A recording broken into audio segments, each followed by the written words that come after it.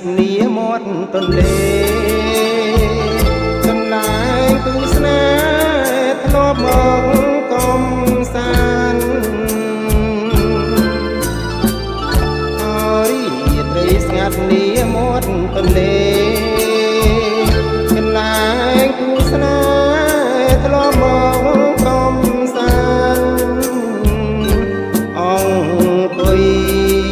រៀបរំរឿងស្នេហ៍ពីដានក្រោមដួងព្រះច័ន្ទ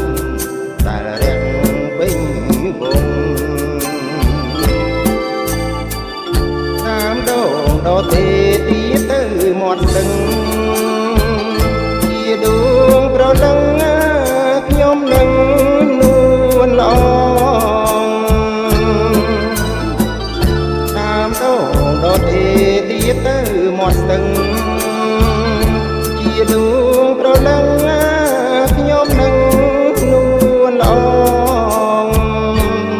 ដងអើយដងទេកំរេសៅមកជួយចាំខ្ញុំផង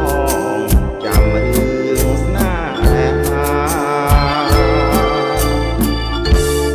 យំយន់ត្រជាំងខ្យល់ភ្លៀងរំភើយក្រអូបបងកាយខ្លែក្លិនកននិថាក្លិនកាចំបៃក្លិនស្រីជីវ៉ា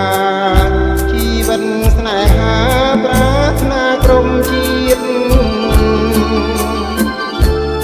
ខ្ញុំបាប្រត់គឺប្រត់ដោយកម្មមិនមែនចំណោមឲ្យខ្ញុំឃ្លៀងឃ្លាត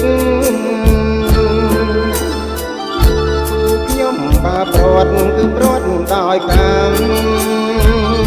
មមិនមែនចំណោមឲ្យខ្ញុំឃ្លៀងឃ្លាត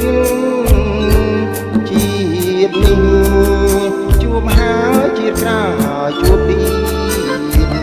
សូមជួបលោកជាតិកុំឃ្លានសោះឡើយ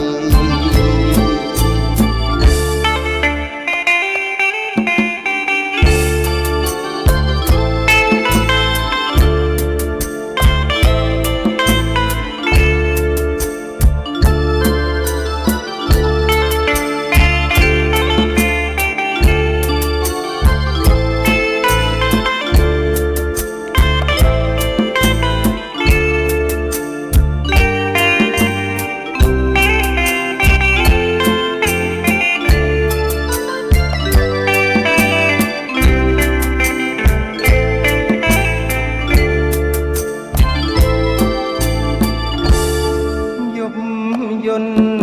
ត្រជាំងខ្យល់ភ្លៀងរំភើយក្រអូបបងកាយខ្លែក្លិនកននិថា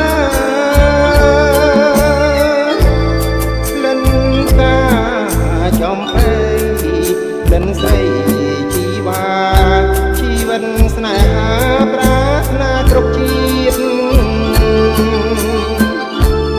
ខ្ញុំបាប្រត់គឺប្រត់ដោយកម្មមិនមែនចំណោម